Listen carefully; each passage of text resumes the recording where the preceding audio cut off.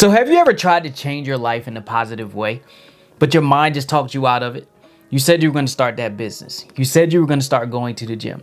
You said you were going to start reading more books. You said you were going to write that book. You were fired up in the moment, but somewhere in the process, your mind just talked you out of it. You can start tomorrow. You're not good enough for that.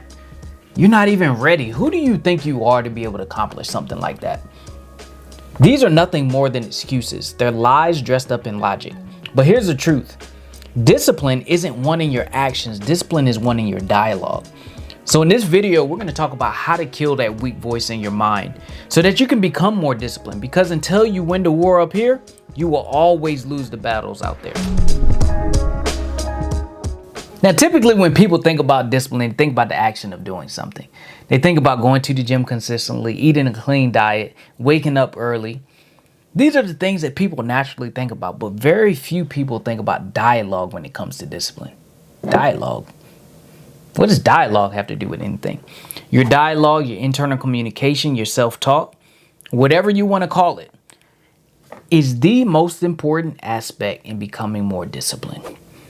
Guaranteed. Because people don't lose in their actions first. People lose in the conversations with themselves first. The action is just a result of a failed negotiation that they had in their head. The conversation always comes before the conduct. So before you conduct yourself in a certain manner, before you conduct yourself with a certain behavior, guess what? There's a conversation happening. Before you quit going to the gym, before you quit investing your money, before you get off your game, there is a conversation trying to convince you not to achieve that thing that you want to achieve. Man, just take it easy. You good? Relax. Slow down. Right? It's not that serious. You don't have to work that hard. Look at everybody else. They're not working hard. Right? Just fit in with them. You're good. Chill out. Trying to convince you otherwise. And it's going to take the emotions that you feel and validate those emotions with logic. Man, these people got on your nerves all week. You deserve to take a day off this week. Just Saturday. That's it. Just one day. Get caught up on your shows. Everybody else been talking about shows, right? And you didn't know what they were talking about. At least you'll be able to join in on a conversation and get caught up on that. Just take this one little day off. And then you take the day off. Sunday comes. You're trying to play hurry up to get caught up to get ready for the week. And now you're mad at yourself because you didn't get anything done. Right? So I remember when I first started working out. This is when I actually started to be consistent a little bit. And the weekend would come and I'll wake up on Saturday and it's like, man, I'm a little sore. And then my mind would be like, well, you done already worked out 5 days this week. And you hit every body part already. So it really doesn't make any sense to go to the gym, right? You can just take this day off and then, get back on it. Knowing good and well that I wasn't going on Sunday because Sunday I had to play in church. And then I did my meal prep. So that wasn't happening. So it was like I missed 2 days and then I'm upset with myself because I didn't get anything done on the weekend. Actually, this is one of the things that made me start going to the gym 7 days a week initially. It's because at the time I needed it, right? For my mental more than anything, not just for looking a certain way, but I needed it for my mental, right? But even then that weak voice would find its way to take the feelings that I was feeling, back it up with logic, make sense. And then I regret not going to the gym. Happened too many times, whether you realize it or not, whether you decide to take control of it or not. That internal narrative, that internal conversation, that self-talk, it controls your behaviors and it determines your life, whether you want to believe it or not, which is why it's important to really interrogate the thoughts that we're having, to really sit down and identify the beliefs that we have. The conversations that's happening in our head. Most people don't interrogate their thoughts. And then because they don't interrogate their thoughts, they end up taking on other people's fears, doubts, worries, insecurities, failures, beliefs, ideas, mindsets, taking on all these other people's lies and then making them their truth. Then they walk it around in it like it's their truth. It's like, that's somebody else's lie. Why you gonna take their lie and put it on you and wear it like your truth? It's like going through somebody's dirty laundry, right? Finding the dirtiest drawers that you can find, right? I'm talking about the ones with the streaks on it. You find the dirtiest ones you can find, and then you put them on like you hot, like you fly, like you clean. Nah, that ain't cool. It's stupid, right? When you put it in that context, it just doesn't make any sense. But when you aren't interrogating those thoughts, when you aren't identifying the beliefs that you have, when you aren't identifying the things, like you're taking on all this other people's dirty laundry, and then you putting it on and wearing it like you fly when you're not. And what's crazy is it's so subtle, right? It starts with a little small idea, just a little small one. That's it. I mean, you good, but you ain't that good. Like, come on now, let's be real. You smart, but you ain't that smart. I mean, you strong, but you ain't strong, if you know what I'm saying. So it'll give you a little compliment. It'll make you feel good about yourself. But then it'll give you just enough not to take action. It'll give you just enough not to do the thing that you want to do. Just enough. And it's so subtle. It'll take one simple idea. And then that idea will get repeated so much that it turns into a belief. And then that belief ends up hardening into an identity. And then that's when you're in some trouble. Because once it hardens into an identity, then you kind of running on autopilot. And it's dangerous because you'll stop resisting the things that you don't want and you'll start defending them. It's like wearing somebody else's dirty laundry. Somebody, man, take those drawers off. Those are your mama's drawers. Those are your daddy's drawers, right? Your brothers, your sisters. Take those things off. They're not clean anyway. And you defending them. It don't matter if they clean or not. They mine, so I'm going to wear them. You just mind your business, right? So you defending this thing like it's yours, like it's your truth. But that's somebody else's dirty laundry. That's somebody else's lies. So you have to interrogate that internal dialogue, right? You'll go from saying things like, I can't wake up early in the morning, or I struggle getting up early in the morning, to I'm not a morning person. I've been struggling with reading this week, to I'm not a reader. You see the difference there? One is about behavior, one is about being. You went from doing a certain behavior to actually being the thing that you didn't want, right? That's hardening into an identity. You went from what you do to who you think you are. And that's why most people can't break through, because they're attempting to change actions without shifting their internal dialogue. They're attempting to change their behavior without shifting their internal narrative. Look, discipline is not about action. Discipline is about identity.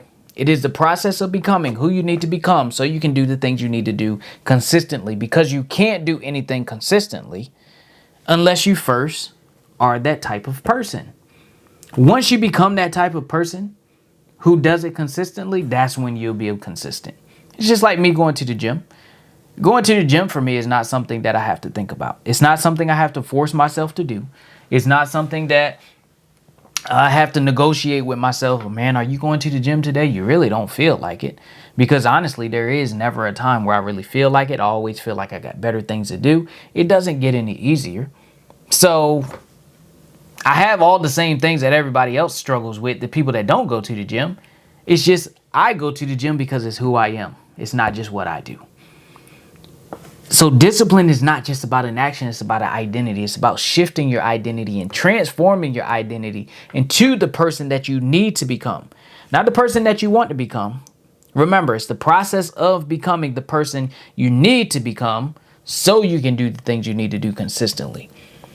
See, so many people have this idea of who they want to become. Hey, I want to go to the gym and get in shape, or I want to get in shape, but I only want to go to the gym one day a week and I still want to eat the foods that I want to eat. Don't work that way. There's a certain person that you need to become in order to reach the same success that everyone else has. So it's the process of becoming who you need to become. And then once you become that person, that's when, right, through your thoughts and actions, that's when you can act consistently. So until you shift your identity, you always self-sabotage your goals. until you shift your identity, you will always fall short on the things that you want. You will always end up back in the same place. You can say it's going to be different this time all you want. It's not. As long as until you shift your identity, it's not. Right? You can do as many actions as you want. You'll always fall back to your highest level of identity every single time. So discipline is not just about an action. It's about a type of person that you become. So now let's talk about how do we kill that weak voice, and how do we become and embody the discipline that we want to have in our lives, right? And first, you just have to be who you say you are. The best way to kill that weak voice is to prove it wrong. That's it. Most people lose the battle in their head because they have no evidence of winning. You said you were going to get up a certain time. You said you were going to start going to the gym. You said you were going to start reading more. You said you were going to get the house straight. And every time you don't do that, you're stacking up losses in your corner. You're tallying up losses in your head, in your behaviors, right? And the moment that pressure shows up, you fold because all you've done is built up evidence that you're really good at losing that negotiation in your head. That's it. You've built a great track record with losing, so that's all you have to go on. So you can say, man, it's going to be different this time. Like, I'm going to do this thing this time, and I'm going to do this. No, you ain't. Because we always fall back to our highest level of identity. Look, I didn't make the rules up. The rules is the rules, right? Either you can believe that it's going to be different this time, or you could align yourself with this law, with this principle, and then you can get the same results that everybody else is getting. It's your choice, right? But if you have no evidence there, you have nothing to go on. And that's another reason I started working out 7 days a week. Because I need to build that evidence, right? I've already experienced my weak voice a lot of times. So I need that evidence to be able to combat that weak voice. So I'll go to the gym 7 days a week. I'll work out for 2-3 months straight, right? Because I'm building evidence and giving myself something to rely on so I can silence that weak voice when it wants to raise up. It's just like Kobe Bryant, right? Y'all remember when Kobe used to play? Nobody couldn't get in his head. Why? Because he had too much evidence of the work that he put in to not even hear what they were talking about. Ah, man, Kobe, you can't shoot. You can't shoot. I make 1,000 shots a day. I don't just shoot 1,000. I make 1,000 shots a day. That is 28,000 shots a month, right? That's the type of evidence that he had to support himself. And then as soon as they start talking trash, he can't even hear it, right? Too much evidence. 20 times, 10 times, 1,000 times better, right, than whatever they were talking about. So you couldn't get in his head. It's the same thing. It's the same process with us. That weak voice in your head, it thrives off broken promises. Every time you say you're going to do something and you don't. Every time you say you're going to go to the gym and you don't. Every time you say you're going to be more productive and you don't. Every time you say you're going to eat clean and you don't. You are breaking promises and you are feeding that weak voice. And that weak voice is just getting stronger every time you do it. See, discipline is not about motivation. Discipline is about building credibility with yourself. That's what it's about. So when you build credibility by doing the things that you say you're going to do, especially the small things, and especially the things that you do for yourself, that's when you become more disciplined. Not even just more disciplined. That's when you kill that weak voice because it has nothing to stand on. Right? You've tallied up too many wins and you've tallied up too much evidence to make that weak voice have a valid reason to even come at you. Right? It has no ground to stand on because you took it away and you built something else through your actions. So just by being who you say you are, you immediately start to decrease that voice. But you have to remember, like when pressure comes, that weak voice gets louder and louder. So the more evidence that you can build up by being who you say you are, the quieter that weak voice is getting because you just can't hear it. It's just like Kobe. That's number one. Number 2 is you want to put yourself through challenging things. Look, our weak voice only gets stronger when we aren't strong enough to silence it. And the only way that we can get stronger is by training ourselves and putting ourselves through challenging things on purpose, right? Putting yourself through challenging things that will help you to grow. Not just putting yourself through challenging things where you're not going to get nothing out of it. Going to the gym is putting yourself through pressures, putting yourself through a challenging situation with the efforts to grow into a stronger person, a greater person of value. That's what I mean by putting yourself through challenges. So every time you put yourself through a difficult situation, every time you put yourself through a challenging situation, you are training your mind to handle more pressure. You're not just training your body. Take, for instance, for the gym, you're not just training your body, you're training yourself to handle more pressure. You are intentionally waking up that weak voice. Like, hey, yo, wake up, say something, right? You are intentionally waking it up, putting yourself through challenges and overcoming it. And just like we talked about before, you're building evidence to putting yourself through a challenging situation and making yourself stronger, making your strong voice stronger and making your weak voice weaker at the same time because you overcame that weak voice.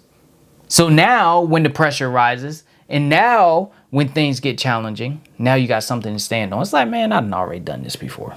I done been through this. This ain't nothing.